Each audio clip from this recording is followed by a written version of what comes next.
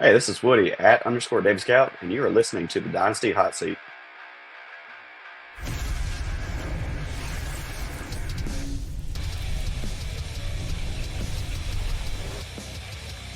Yes. Hello, everybody, and welcome back once again to the Dynasty Hot Seat. It's the only Dynasty show out there that is certified Inferno. And do not adjust your seats. Yeah, we do have a slightly different layout here. It's slightly different. We're trying some new things. You've seen we've had a slight rebrand. We got some flaming skulls. We got cool new things everywhere. But the coolest thing on the show today, the coolest new thing on the show today is a brand new guest. It's Woody. You can follow him at _ Devy SCOUT over on X. We've been smashing these way too early 2025 rookie mock drafts and couldn't think of anyone better to get on than Woody. Woody, great to meet you. Can't wait to get chatting about these rookies. How you doing? Man, I'm doing well. It's bright and early this morning. Looking forward to it. Stayed up watching some good college football yesterday. Absolutely love it. And Woody, you do loads of stuff inside the Devy circles, right? Do you just want to maybe familiarize people who don't know your work? What kind of things are you doing right now? Yeah, so right now I'm just over on Twitter at _ Devy SCOUT. I run a little thing called Approaching the Pros. So my whole focus is building out models and tracking these players from the time they leave high school all the way up until they decide to go approach the pros today, like we're going to talk about. So it's a lot of analytical work and just really trying to figure out those best bets because Davy's a long shot and C2C is also kind of similar process.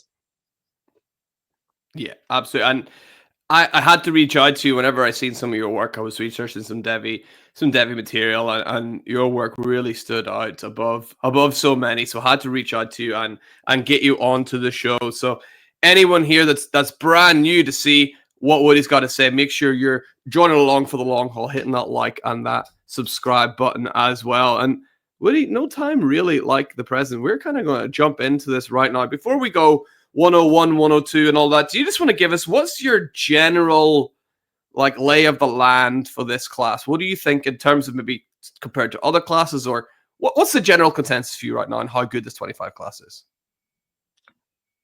I would say this class kind of reminds me of the 2021 class, but without the five for sure quarterbacks coming in. Yeah. There's a couple dudes at the top of each position, whether it's, again, receiver, running back. I think there's a couple tight ends that really could fight for that top spots. But the depth kind of gets questionable. But there's a lot of intriguing profiles. So I would say kind of similar to 2021. You could hit really big, or you might end up in a bad sand trap or something like that. Yeah, that's kind of the vibe I've got at the minute as well. We'll have to wait and see where people end up and where they go, because landing spots obviously can change a lot. But it's looking okay. It's looking okay. There's quite a lot of running backs that are looking pretty good, but we are going to see where some of those guys are going to land right now. This is going to be a super flex mock draft. We're going to go through one round, and then maybe we might chat about a few other people towards the tail end as well, Woody. So let's kick it off with 101 in the super flex. This has been not very consensus so far, which is odd. I thought it was definitely going to be a slam dunk consensus. I think we've had 3 different names come up so far as the 1-1. Will we have a fourth now, or are you going to add to the 3 that we've had so far? Woody, who's your 1-1 in this class? For the 101, I'm going to end up going with a guy who was considered super highly rated already in my high school model. It basically was saying this dude could be an all-star from day one, and sure enough, it's come out past 2 years and really shown that. We're going to go with Tet MacMillan, receiver for Arizona. Dude's playing phenomenal. Again, this year, not the greatest, but if you're working with Noah Fafita, I mean, things happen. I understand right there. But even so, the dude currently is still top 3 in the nation right now, 1,248 receiving yards, has 7 touchdowns, but all that's on 78 catches. I mean, he grades super well. He's super athletic after the catch, which for a dude his size, we don't really see a lot. Um, but again, he's also doing this like 13 yards down the field. I mean, he's not just like some slot merchant or anything. He's playing all the tough positions. I think he's going to probably be locked in as a top 10 draft pick. So I'm going to go ahead and just go best talent right here, regardless of format. Yeah, Tet MacMillan, obviously one of the guys that have gone at 1-1 already. Just a superb athlete, really, really good prospect. I mean, before the season started, Woody, there was maybe a heated debate between him and Luther Burden. That debate's Yeah, over now, right? easily put to bed, man.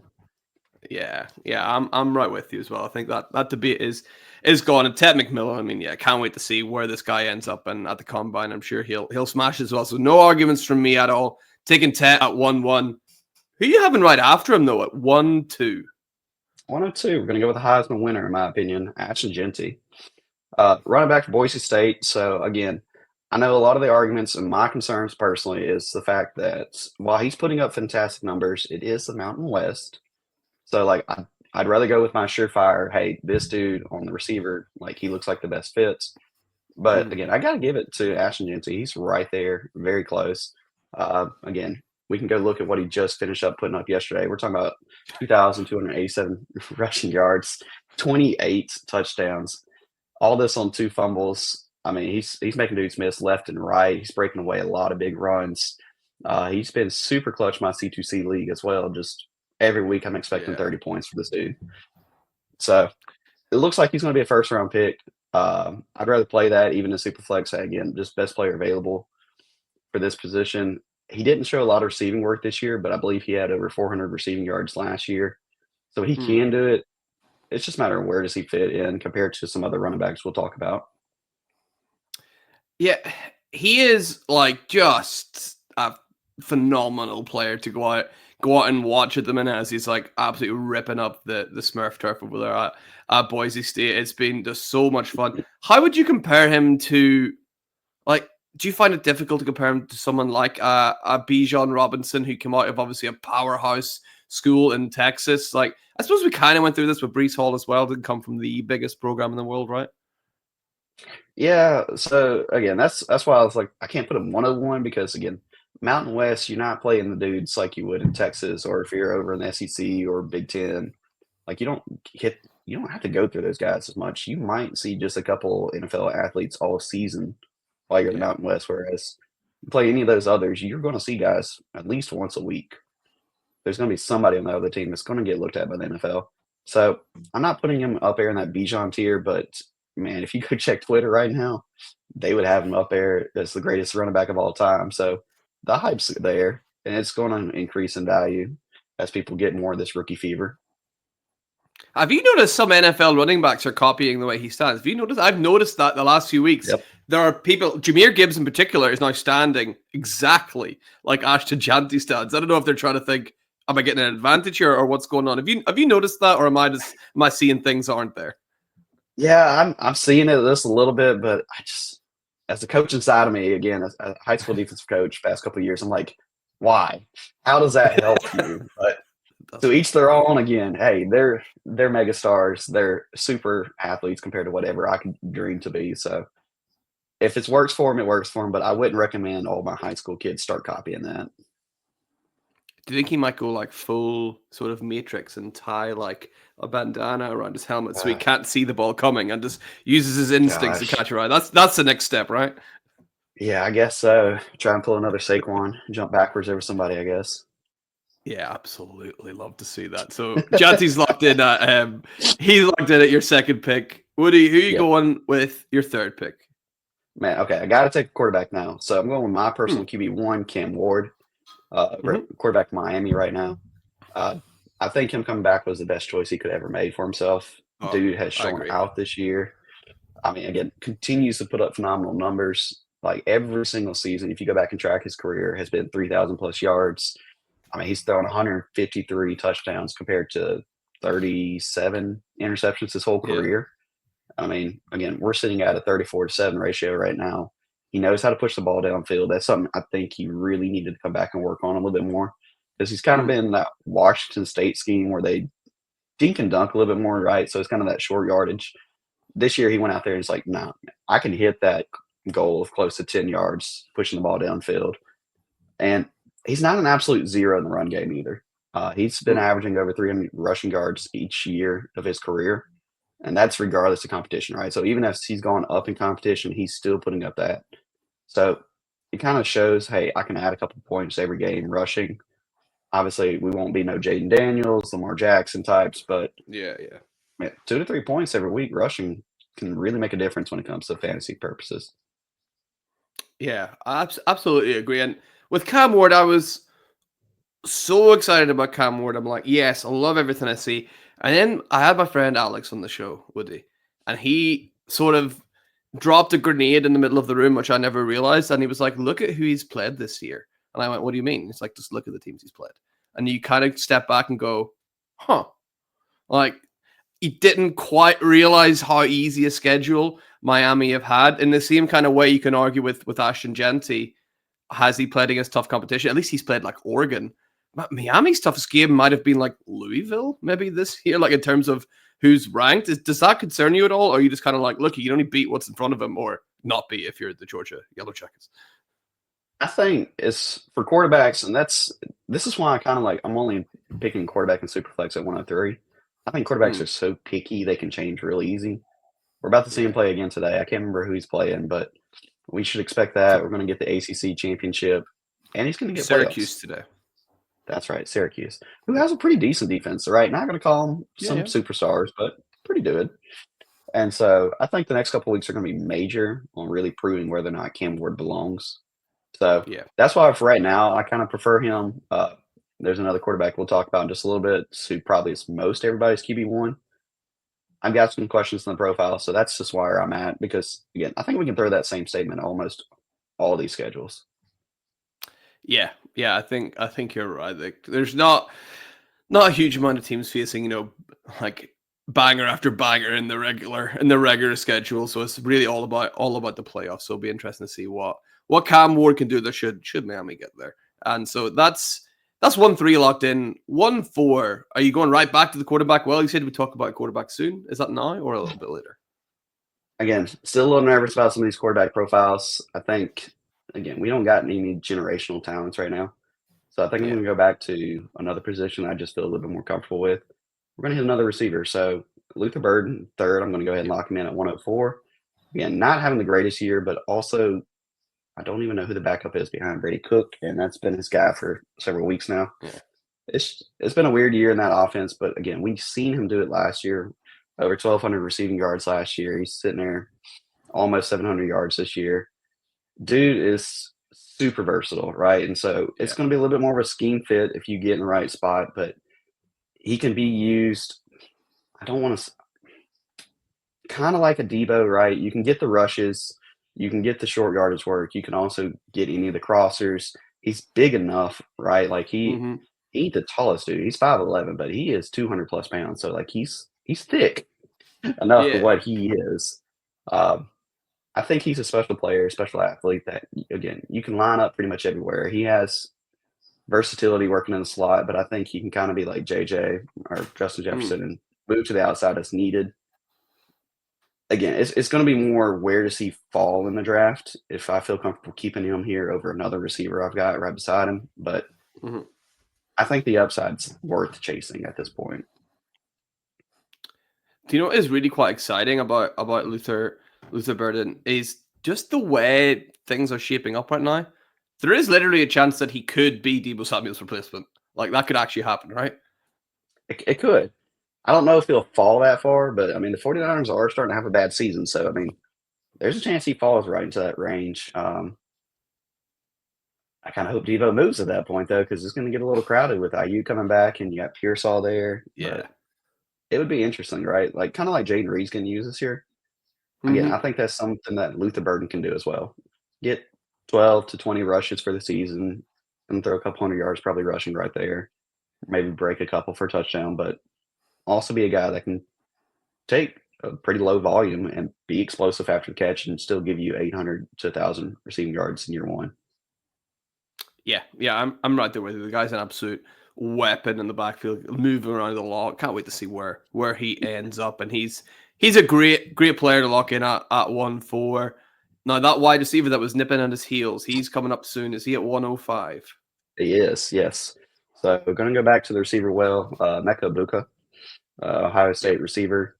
I, again, love this kid. My high school model literally has him as the highest ever grade when it Wow. comes to receivers out of high school. So the Wow. fact that he was top of his class, again, my system agreed automatically. I think he put up some fantastic numbers his sophomore year, but of course, when you play beside the son of Marvin Harrison, it kind of gets overshadowed a little bit. And Yeah. of course, it happens. He got hurt the following year, so again, didn't really get the show out. And everybody's really worried about this guy named Jeremiah Smith, which again, my model agrees is a fantastic dude, playing and proving it. So I think he's probably going to be falling a little bit in the drafts just because the production, right, the stats for those who check that, it's not going to be up there on par with what everybody else wants. Right, I think he's barely over 600 yards receiving on the year. I can look that up real quick. Let's see what.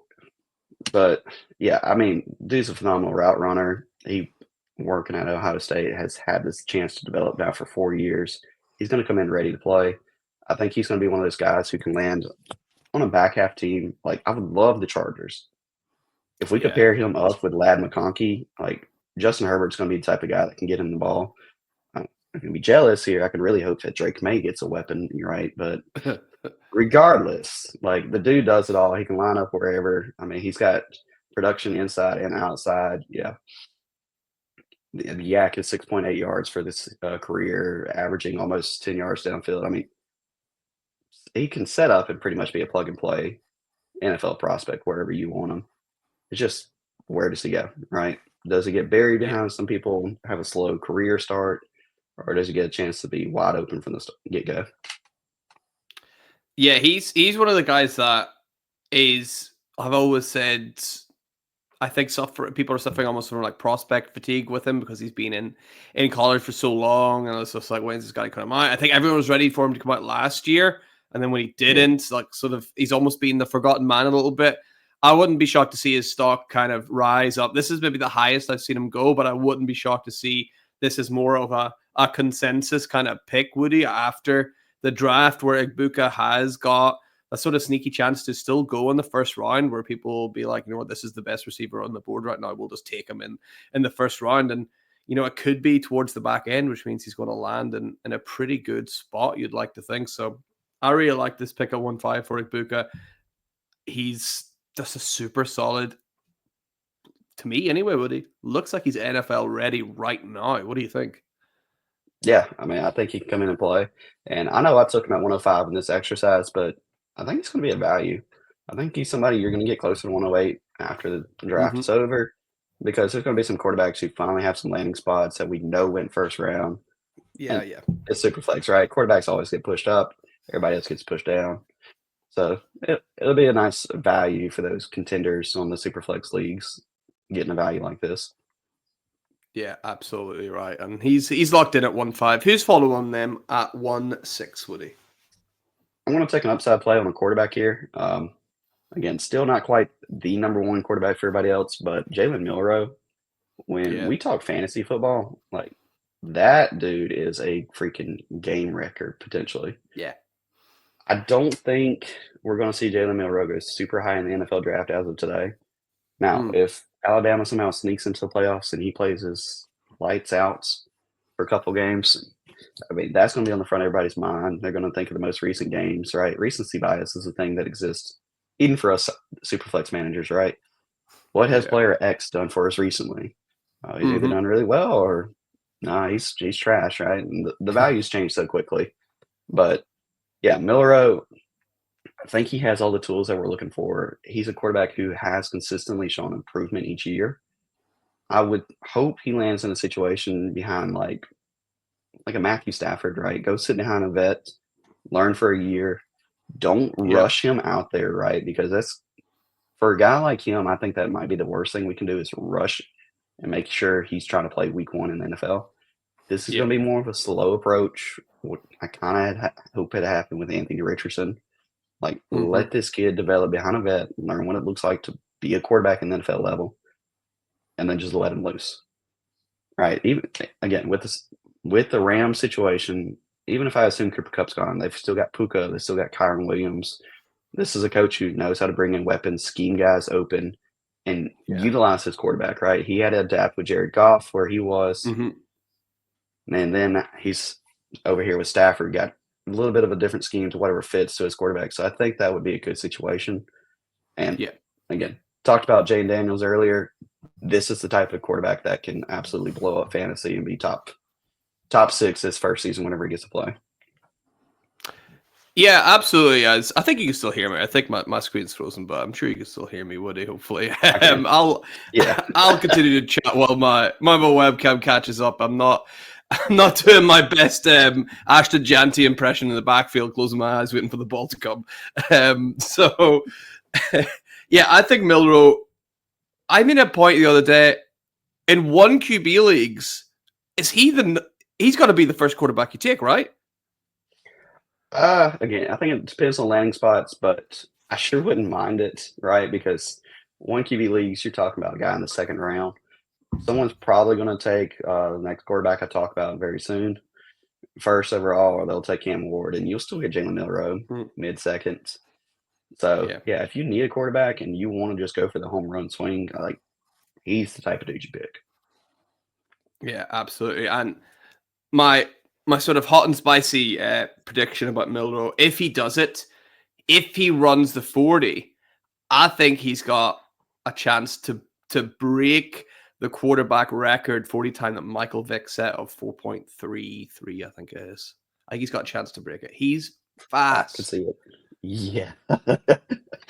Dude knows how to scoot, that's for sure. So yeah, 4.33, I think he'd be very close to it. I don't know if he'll quite touch it, but man, he's going to be within 0.05 of it, one way or the other. Yeah. Yeah, I hope he runs that 40. That'll be great. Great to see. So he's locked in at 1.6. Who's following up at 1.7? 107, let's go ahead and let's throw him in there. Shedeur Sanders is probably everybody's quarterback one. I'm sure some people will probably go back and watch this and go, man, I have 101. Like, what's the issue here?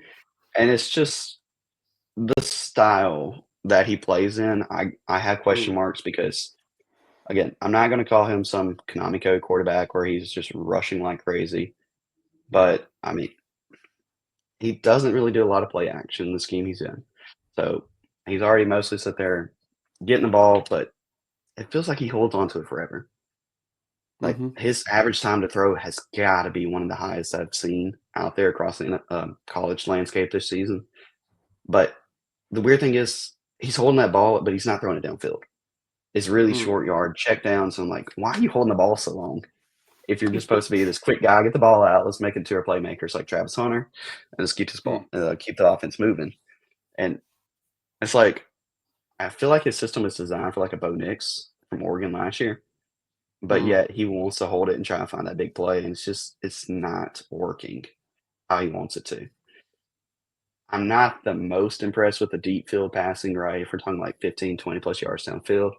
I know people go back and sit there and pull up that Hail Mary against Baylor, I think. Like, dude, that was in a rainstorm and two dudes slipped, and yeah, his dude just made the catch. Yeah. So I get it. People are going to want to point to certain plays right there and like sit there and say that. But then you've also got it set up to where this is coming from a dude whose dad has already said, I only want certain select teams. I don't know if they're going to be good landing spot teams, right? So it's like, all right, you've already narrowed your field, and I don't know what your field is, and I don't know if I like your field. And there's just some of these things that I'm just not sure matches what the current NFL landscape is going to look like. So this might be a dude that's under a lot of pressure year one, wherever he goes, to one, put out there and produce, but two, just adapt to the NFL landscape quickly. Because, again, he's got decent pocket presence, but we're seeing him take a lot of sacks. So the question is, where does he adjust? Does he learn how to release the ball quicker? Or do they sit there and have to come up with something more creative for this dude so he has the time to throw the ball? Do you think he's got, I mean, the last time I can remember, maybe there's been time since, maybe a blank on it. The last time I can really remember something like this, like we're not going to play for you. Is that Eli Manning, you think, the last time that really, really happened? Do you think because of who his dad is, does he have the sway to actually do that? He does, but are NFL teams really ready to deal with that? But I'll say Lance Zierlein, who does phenomenal NFL draft work, was sitting there just dropping tweets yesterday or 2 days ago about NFL personnel, what their thoughts were of this quarterback class. And their comments were basically like, picking quarterback in this class is probably going to get someone fired. And then the comments they made about Sanders himself, and this again, this is coming from NFL personnel, not Zerline himself. He's like, I hadn't even had a Yeah. chance to watch all these kids, waiting on the season to be over. But I mean, they brought up similar concerns about the character and is it worth dealing with this because dad's going to be involved. I mean, he might be pushing where you got to hire my dad on as my OC or something, right? And it's just there could be a lot of extra factors brought in with this kid, which again, I think it kind of got over proportion with Caleb Williams last year, right? People were talking about the fingernails, what color his phone case was, and all this stuff. And Yeah. it's just like, yeah, but this dude can play ball. Like we've seen him play, and Yeah. he is mobile enough that it made sense wherever he goes. Sanders has the same mentality, but I haven't quite seen put up the same stats as quickly against the same competition. So it's just like, is it going to work now if you're also going to be picky like this? I don't know, but 107, you got to take the shot on Superflex. Even if you don't believe in it, you turn around, you flip it for a quarterback you do believe. Just add to this. Yeah, absolutely agree. At Superflex, you got to take those shots with him. Hopefully one will hit eventually. Just like just look at Bo Nix last year on this show. We were kind of pushing for Bo Nix and Michael Penix should have been taken in the first round. They eventually fell to the second round in a lot of cases, and I bet a lot of players wish they had a chance to go ahead and take those guys in the first. No, especially Bo Nix. So yeah, definitely worth taking a shot at 1-7 on a quarterback. And at 1-8, are you taking another shot at quarterback here, or are you going to another position? So after those three quarterbacks, I'm going to be honest, it's just not a lot of dudes I really prefer. There's one I like, but I just don't think he's probably going to get the draft capital I want. So instead, we're going to go over to running backs. I hadn't touched them for a second. I'm going to go with my personal running back 2, and it won't probably be everybody's running back 2 right this second, but we're going to do a Marion Hampton. North Carolina running back right now. Dude is the whole offense for North Carolina. I mean, if he doesn't play, they don't move the ball, basically. North Carolina, again, is politely, they are not good this year. But even so, the dude's put up almost the same exact stats as last year with Drake May. And we know he's not getting that kind of help this year, right? 259 attempts, again, almost 1,500 rushing yards, 14 touchdowns again. Doesn't fumble the ball, is super efficient after contact, right? One of the best ones across the nation right now, I believe. Not to level Ashton Jeanty, but can make dudes miss enough to keep the ball moving. And still can break some tackles and make a big play, right? He's not just going to sit there and be 5 yards and be a plotter. And it's not just a rushing game either. He does have a little bit of receiving talents. This season alone, talking about 34 catches, 295 yards, had over 200 receiving yards last year. So, I mean, he could be the type of dude who falls into a day 2 team that all of a sudden everybody goes, oh, okay, Cowboys did not go running back first round, but they went second. And here we go. So, I mean, he could be a super big value riser, or he could be that dude that, hey, I like his landing spot, but nobody else likes it. I can get him in the second and peace out to everybody else. I'll take my dude at a value. Yeah, him. I've not even thought of that before, Woody. That's a really cool prospect for Marion Hampton if the Cowboys do take him in the second. Obviously, everyone's so excited for Ashton Jeanty to become a Cowboy, but we've seen this for so many years. The Cowboys are going to take this running back, this running back, this running back, and they don't take it. Braylon Allen last year. Yeah, everybody thought that was going to happen. Kill that dream. Yeah, exactly. But Hampton to the Cowboys. Now you got me. Now you got me thinking. That would be wondrous for his prospects, and I think you might struggle to get him at 1-8 if he did end up going there, right? Yeah, a little bit. I might have to swap him in a Ibuka around if I got a couple picks in that range. Yeah, I think that's more than fair. Hampton, absolute workhorse for sure. And he's going at 1-8. After him at 1-9. Where are you going, Woody? Double dip at running back, I guess. I'm going to go Quinshon Judkins, running back for Ohio State. Now, not everybody's going to agree that that's the best running back coming out of there, but I think what we saw the first 2 years when he was back at Ole Miss matters.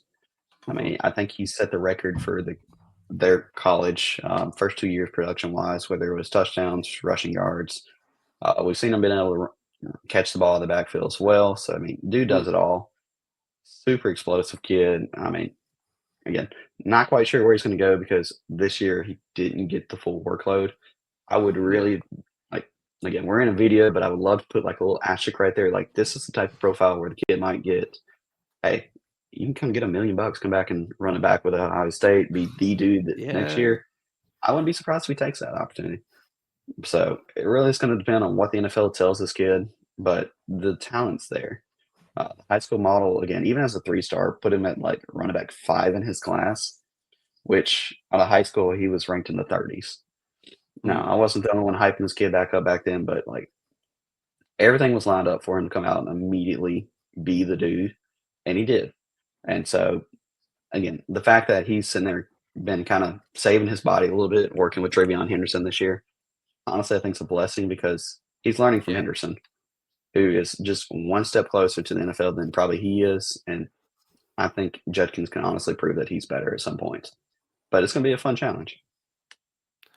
That is really interesting. I never really thought about Judkins staying another year, but that is so huge right now, this NIL money, and kids are thinking, hey, I've got guaranteed money here. I've got maybe a bigger contract that I could get on a rookie deal in the NFL Yeah. next year, depending on my draft capital. So why the hell not stay for another year? I mean, nobody really expected Henderson to stay last year, and he did. Same with like Buka as well, I think. So we've seen that Yep. his exact school are willing to offer these guys a lot of money to stay. So we have to definitely keep an eye out for that. And what do you think? I asked my last guest, asked Michael Bauer, this exact same thing. Every single guest I've had on this show so far, Woody, has taken Judkins over Henderson.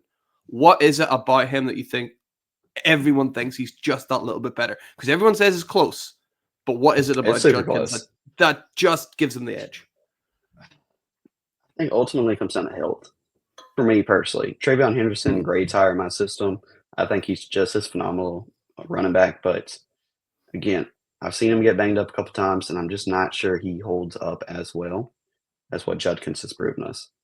So again, I got nothing against either dude. I think both of them are going to be great prospects in the NFL level, but I think Judkins is just built a little bit thicker and can Yeah, handle that pounding just a little bit more. yeah. Yeah, I think that's a really good answer for sure. And we'll see if Henderson pops up in your first round. But let's keep rolling on to pick 110. And who you going there? Ooh. 110 is a dude that is not producing this year really right now, but he has been on a recent kick. Receiver Evan Stewart for Ohio State, not Ohio State, good Lord, Oregon. Yeah, uh, yeah, yeah. yeah, Oregon is not the system that is designed for Evan Stewart. Again, I referred to it earlier when I was talking about Bo Nix. They were more dink and dunk type dudes. Yeah. Yeah, that is not Evan Stewart. Evan Stewart's like, give me the ball 15 yards downfield, and I'm just going to make plays happen. Right. Yeah. And so, again, he's only had 600 receiving yards on the season. Anyone who goes back and says, yeah, I got an analytics model that tracks all this, and this is what he is as an NFL rookie, probably not going to like the kid super much because, again, Mm. this is his most receiving yards right now, almost assuming, again, that he plays pretty well today against Washington. So, again, it's more or less betting that he's going to end up being a better NFL talent than he ever was as Hmm. a college player. Um, dude, dude just knows how to move. I'm about to say that he is always in a position to make the catch, kind of like Ryan Yeah. Williams right now. A lot of people see those highlight catches of Ryan Williams. Evan Stewart Like was doing this. that kind of stuff, maybe Yeah. just not quite as freaky of an athlete, right? Being able to twist Yeah. the turn, Yeah. but Yeah. he still gets up there and makes the plays that he needs to, even at his size. Again, being 6 foot, 175 is perfect nowadays in the NFL. There's no questions Hmm. there. He mostly plays outside, which is kind of interesting because a lot of people try and put him in a slot, but Duke can handle playing the wide or whatever else you want him to be moving around as a chess piece, NFL level. So again, I hate he's at Oregon this year because it doesn't really feature him super well. But I think he's someone that people are going to come back around and go, "Oh, this kid was talented." Okay, so Texas A&M Yeah. just didn't have a good offense to showcase, and then he went to the wrong offense scheme in general. And so, Yeah. again, I don't know if he'll be a first round pick at this point, but I wouldn't be surprised. Again, late first with the way the NFL really values this receiving game nowadays. Like we see receivers get pushed up a lot in these drafts. Hmm. I don't know where the heck the Panthers thought Xavier Legette all of a sudden was going to be a first round pick, but we see these dudes get pushed up into the first a lot. So he's someone who I think is going to be a top 50 pick for sure, but I would not be surprised top 32. I seen a really interesting. I had a friend of the show, Phil from the Wild Cards Devy program, come on, and I was chatting to him a little bit about, just from watching a couple of games of Oregon. It's like I thought Dylan Gabriel was like, he looks quite good. He looks all right, and he's like, if you look at his passing charts, he can't throw to the right. He's doing like a reverse Zoolander. Yep. It's like he can't go right. So that has kind of really hurt Evan Stewart, right? Yeah, and again, Oregon is a scheme that loves to throw shorts. So Tez Johnson might be getting some hype for some people because that's where Tez lives. He lives those screenplays or slants. Just give me quick underneath. Again, Evan Stewart's not going to do that. So he's going to be someone that people like probably Matt Harmon are going to like a lot more when they go back and actually look at the route running and don't just look at the box scores. Yeah, I can't wait to see where he ends. So I like Evan Stewart in Buffalo. I like that a lot for him. I think that would be good, right? Yeah. I'm not opposed to that, right? Again, there's several spots there that Lake to really take a receiver. Where there's Buffaloes, the Chargers, the Chiefs still need to figure out what the heck's going on with them. So if they want to take another shot, try and pair up Stewart with Rice and Worthy. I mean, that could be a nice trio long term. Yeah, that would be real. That'd be real nice. Yeah, I'll say even someone like the Cowboys, I would not be surprised Jerry Jones has watched this kid at Texas A&M and go, "Yep, that's my kind of kid right there." Come get him if you can get him. Yeah, absolutely. That's something Jerry would definitely do. He likes keeping it local at times, right? Doesn't he? So he's locked in at 110. Yeah. Who's following Evan Stewart at 111 for you? So 111. I have between a few kids. I'm going to go ahead and just call out Travis Hunter right here. And here's my issue. I plugged him in as a receiver in my models just to see where he's at. And again, it does high school and it does their full college careers. If this kid would commit to receiver, he could probably be pushing above Luther Burden right now. Right? He could be the receiver 2 in class, possibly the receiver 1, just the way he is. But he wants to play both sides, and it drives me crazy because we're talking about a kid who is going out there putting up top 5 receiving production while still playing 60-plus snaps over on defense the whole game. And it's just like, dude, imagine what kind of talent you would be if you would just commit to learning one. And again, this is why he's all the way down here at 11, because he says he wants to play both in the NFL. That really bothers me that he still wants to play defense in the NFL level, because it really depends on the system. Does the system that he falls into say, hey, welcome to the Patriots, we need you at defense, but we'll throw you in on some 2-minute drill scenario receiving work or occasionally? Or is it going to be a situation where he lands and they go, yeah, no, we need a receiver. You can play a little bit nickel corner for us, and we'll roll with it. Again, the talent is humongous, but I just don't know where he's going to land. And I don't know if they're going to let him play a lot of receiver. So that's the only reason he's here for me. I've asked this question before, but what happens to his fantasy football stock if on day 1 of the NFL draft, it is announced that Travis Hunter, cornerback, goes to right? Yeah, that's why I'm like, I can't go above 11. I really probably should put him in the second round because of that. But I mean, the same thing. If he gets announced as a receiver, I mean, we're talking about sky high. Like, everybody's going to shoot him way up boards. And he's still probably going to play both sides, regardless of how they announce this kid. Yeah, I think he'll definitely end up playing a little bit of both. But eventually, when it comes down to renewing his contract, when he's a bit older, he's probably not going to want to play both sides. And he's probably only going to get paid, so he's probably going to be a receiver, right? That's where the money's really at. That's what I keep arguing with people. I'm like, I can make so much more money if he would just stick at receiver. We're seeing these receivers reset the markets. Like, tell me the last big corner contract and go compare it to any of the current receiver deals that just got done, right? We're not even talking like Justin Jefferson's deal. Just go compare to Brandon Ayuk. Yeah. And it's like, dude, please, selfishly, please go play offense. Yeah. I think we want to see the playmakers playing on offense for sure. So he's in at 111 for now anyway. He can end up anywhere depending on what happens. But for now, he's at 111. And who's wrapping up the first round for you, Woody, at 112? So Superflex, I like to play in leagues that have a little bit of tight end premium in there as well.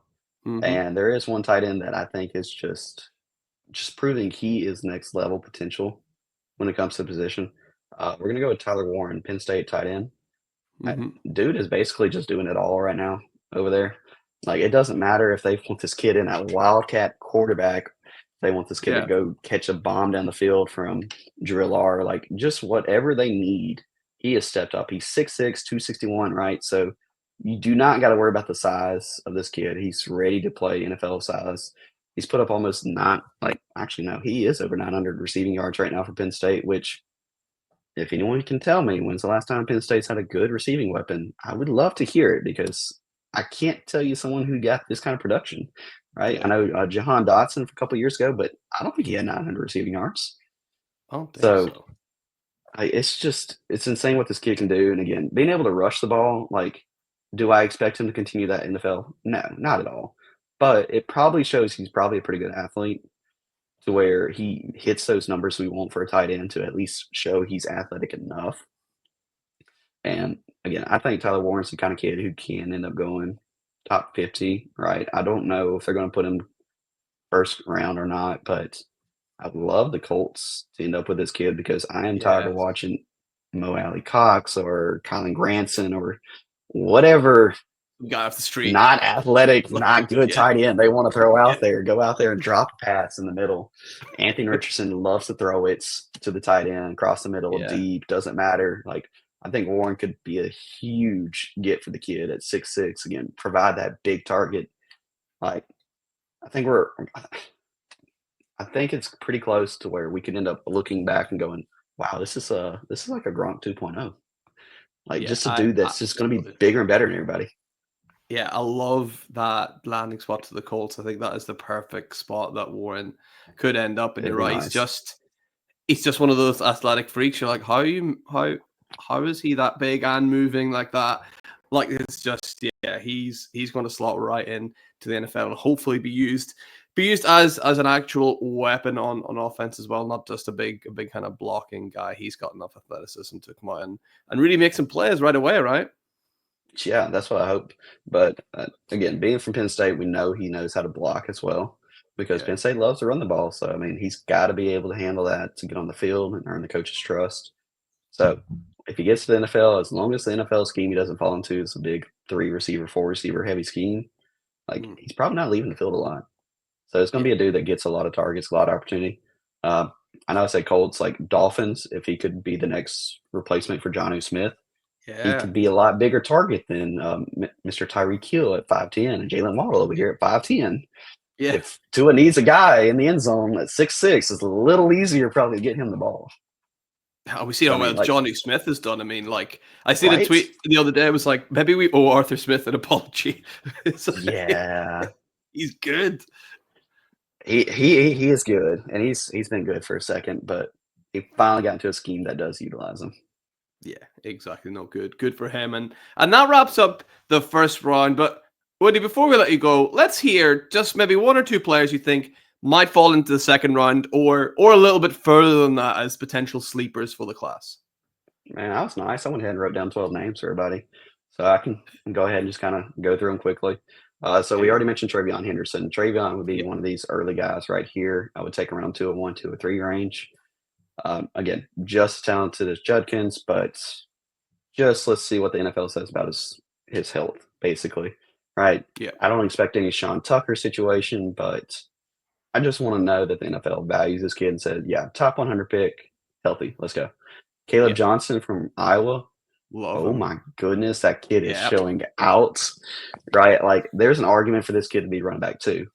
Like, I think 2 through 5 is very interchangeable. It's really what Hmm. people like. So he would have been another one right here. Isaiah Bond, Yep. Texas receiver. Again, people can blame Quinn Ewers if they want to for some of the production deficiencies and Jalen Milrow not fully developed last year, but the kid's going to fly and he's going to go up in value to the NFL. And we see if the NFL values a kid, he's going to go up in rookie Hmm. drafts as well. I like Trey Harris, receiver for Ole Yep. Miss. Yep. Big dude, has been kind of hurt recently, right? But we were talking like 8 games into the season, he already had 1,000 receiving yards. Like, I know everybody was focused on Jeanty. Hey, how many rushing yards you got? Yeah. But Yeah. like, Yeah. dude was really pushing it and just got hurt again, just couldn't stay healthy. So I think he's going to be a value somewhere in the second, third round. Mm-hmm. Um, Colson Loveland was another tight end I was going to mention. Yep. Michigan looks like garbage this year when it comes to offensive throwing Yeah. at all.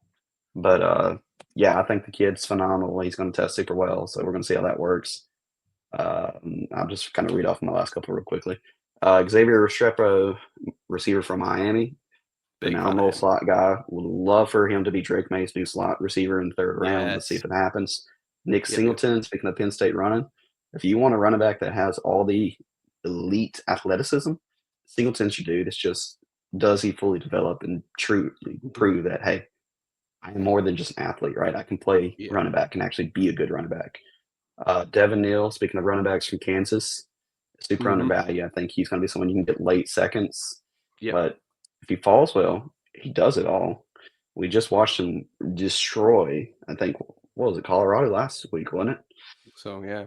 Oh, goodness, he had a game, whatever it was, against whoever it was. It was phenomenal. Throw in one more tight end, Harold Fannin.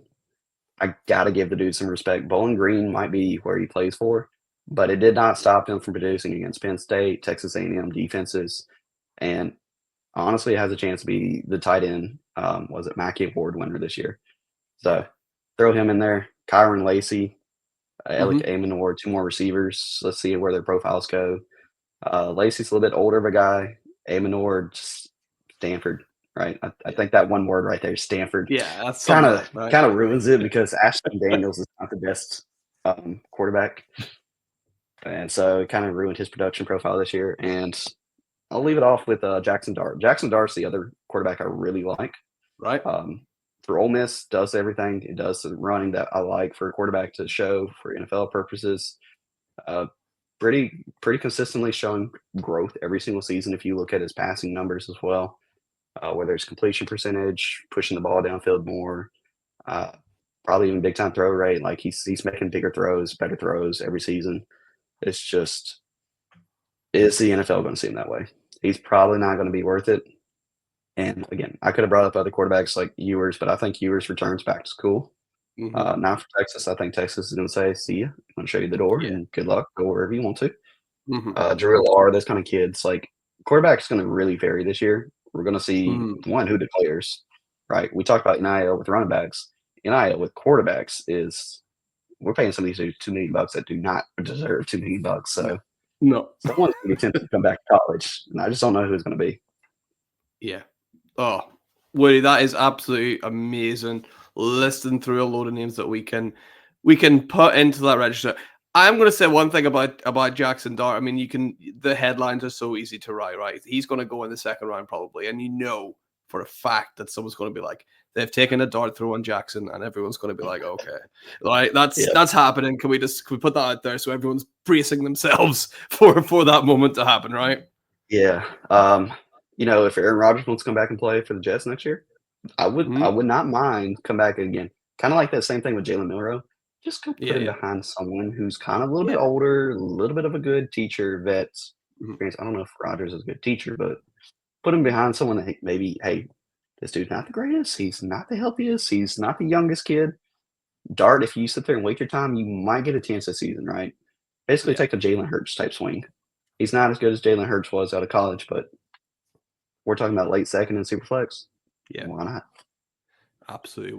Why not? Indeed. And Woody, that brings us to the end of our show. Just want to say thank you again so much for coming onto the show and talking through these prospects. And thank you everyone listening at home as well. Make sure if you haven't already, hitting that like and subscribe button. Hey, why not leave a comment if you made it this far? Who's your 1-1? We've had a couple of different options so far, but who's your 1-1? Leave a comment and see. And Woody, before we let you go, can you just remind everyone where can they find all your great work online?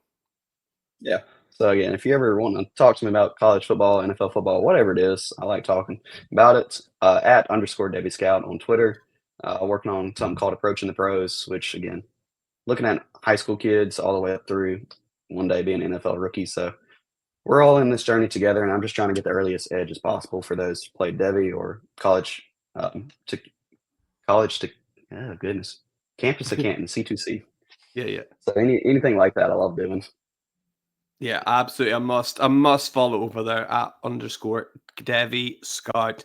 Make sure you've gone out and done that. And from me and from Woody, thank you once again for tuning in. And remember, for anything Dynasty you need to know, keep it locked on the Certified Inferno. I'll see you soon.